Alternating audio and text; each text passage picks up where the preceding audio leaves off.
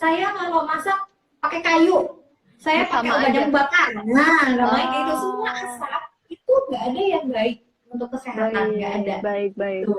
Aha. Apalagi dia kan terus digunakan ya, dan dia akan merusak begitu.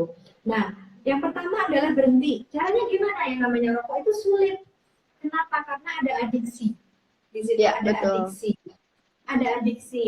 Sifatnya gimana adiksi itu? Kalau dia tidak diberikan, dia bisa mikir. Ya nggak? Gampangnya Iya, gitu ya. Kalau benar, nggak benar, ngerokok benar. nggak bisa mikir. Kalau nggak ngerokok nggak nyaman. Kalau nggak ngerokok marah-marah. Kalau nggak ngerokok nggak produktif. Nah, ujungnya adalah seperti itu, nggak produktif. Beda dengan perokok sosial. Perokok Ya. sosial adalah kalau merokok hanya untuk gaya, gitu. Jadi kalau Hanya untuk ketemu gaya. gengnya gitu ya, "Hai guys," Yes. gitu ya. Nah, Ada ya. gitu. Itu kan Aha. lebih mudah gitu.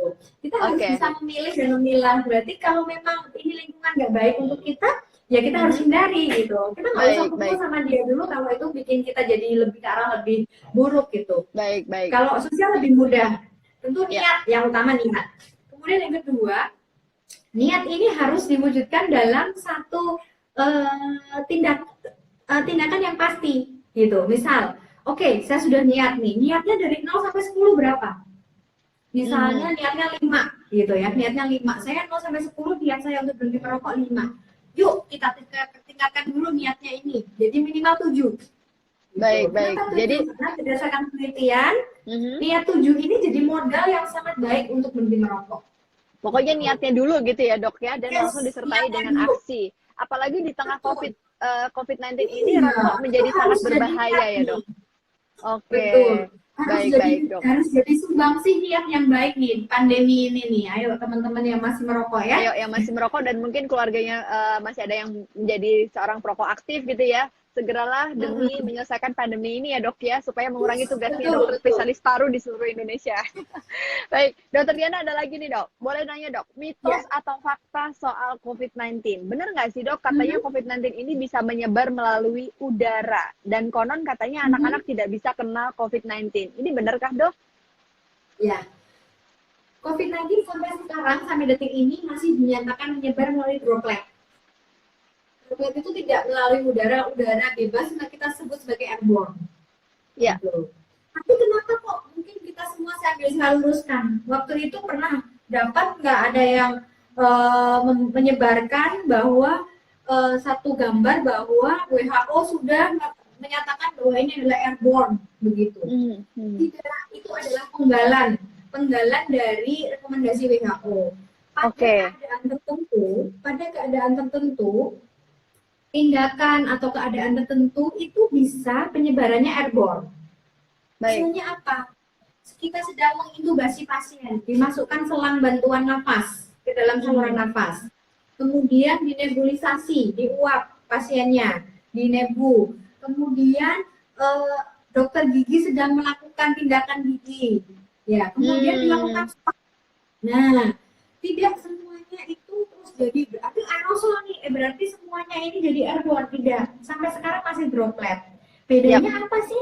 Kalau airborne itu bisa bertahan lama di udara. Oke. Sedangkan droplet itu harus melalui percikan ludah. Maka menjadi penting untuk social distancing. Menjadi Oke. penting untuk physical distancing, menjadi penting untuk isolasi mandiri, gitu. Menjadi penting untuk orang yang dengan gejala, please pakai masker. Baik, Kenapa? nah itu Supaya dia. ludahnya nggak kemana-mana, nggak makanya gitu. Supaya dia nggak Oh, ludahnya nggak nemplok di meja, ludahnya nggak nemplok di pegangan pintu. Nah seperti itu. Kalau dia pakai masker, tangannya bersih. Jadi pada saat dia ngapa-ngapain nggak menularkan kepada yang lain gitu. oke. Tapi jangan sampai menimbun masker gitu ya, Dok ya, Yes, pesannya. betul, kasihan. Dia Dan benar-benar jangan bikin malah jual, jadi nggak iya, jangan dapat. jual masker mahal-mahal juga nih ya, teman-teman Nah, yang benar. Justru harusnya disumbangin itu kepada yang membutuhkan ya. Oke, Dok, saya mulai baca pertanyaan dari teman-teman yang join live Oke, Instagram sekarang. Dok, saya mau ke poli baik. THT karena sinuitis yang terus kambuh tapi takut ke rumah sakit karena mau keluar rumah. Nah, ini Dok, ini mungkin banyak banget nih. Kayak contoh nih, Betul. mama saya harusnya jadwal untuk kontrol, tapi ada perasaan takut ke rumah sakit. Bahkan kemarin ketika sebelum opnam tuh harus banget apa ya, disupport untuk dibilangin bahwa nggak Ya. apa-apa ke rumah sakit. Ini gimana sih, Dok, gitu supaya masyarakat juga punya satu pemahaman bahwa yang penting kita melakukan beberapa upaya apa yang membuat kita merasa aman. Karena kan bahaya ya dok, kalau Iya, harus ke rumah sakit tapi malah jadi takut. Akhirnya iya, penyakit-penyakit yang lain justru malah bahaya nih untuk kondisi iya. pasien. Silakan dok. Betul. Jadi bagaimana caranya supaya pasien tetap merasa aman dan nyaman datang ke rumah sakit supaya jangan sampai gara-gara COVID penyakit yang lainnya justru terabaikan gitu kan. Benar, benar Nah, banget. jadi itu yang sedang diciptakan. Jadi saat ini mungkin rumah sakit salah satunya mungkin YIH sudah menciptakan mungkin rumah sakit lain juga screening dari awal. Oke, Jadi iya saya begitu tahu itu. screening dari Jadi awal, dibedain ya dok ya. ya betul langsung dibedakan. Begitu ada gejala yang mengarah ke arah COVID-19, langsung diarahkan ke poli khusus atau ke tempat lain sehingga tidak bercampur pasien-pasien di poli lain begitu. Misal saya berikan gambaran, mamahnya Ibu Analisa kontrol DM, gampangannya ya kontrol DM. Kemudian di depan sudah di screening, pasti ada riwayat traveling nggak, ada gejala ini nggak, oke lolos. Kemudian masuk ke admisi, ditanya lagi ada gejala ini nggak, oh nggak, oke.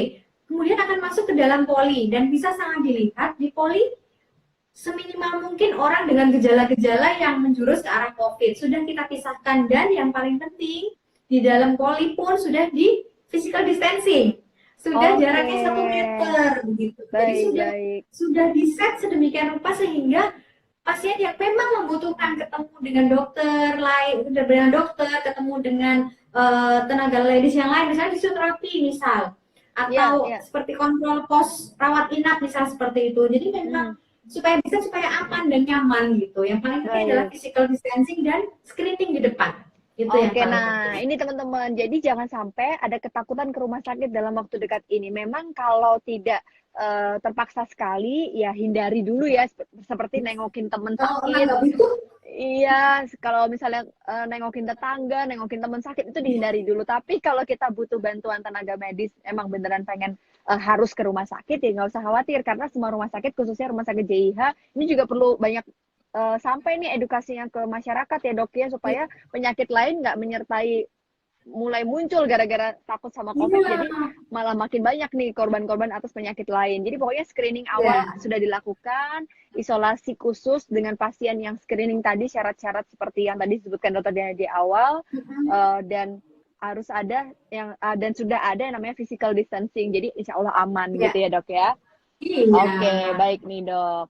Nah ini dok, Mbak Ana tolong tanyakan, kalau buat orang yang meninggal karena COVID-19, apakah virusnya masih hidup? Atau tadi sudah dijelaskan ya dok ya? Karena banyak daerah-daerah yang pemakaman untuk orang-orang yang khusus terkena, menolak pemakaman untuk orang-orang yang terkena COVID-19. Bahkan tadi yang kita sempat bahas di awal, ada yang dilempar. Dan saya juga ngerasa social pressure ini cukup lumayan menyedihkan gitu ya dok ya. Sampai ada pasien di daerah Kauman, saya baca berita, belum hasilnya itu nggak sama sekali mengarah ke arah COVID-19 gitu, tapi karena dia merasa sudah menjadi ODP, padahal baru ODP gitu ya, dengan gejala yang mirip, dia sampai bunuh diri nih dok, karena tetangganya nggak mau deket sama dia, keluarganya nggak mau deket sama dia gitu, dianggap seperti ini, apalagi yang benar-benar sudah positif gitu. Saya membayangkan misalnya terjadi itu menyedihkan sekali. Itu gimana sih dok sebenarnya supaya kita juga nggak seskeptis itu dengan COVID-19 ini?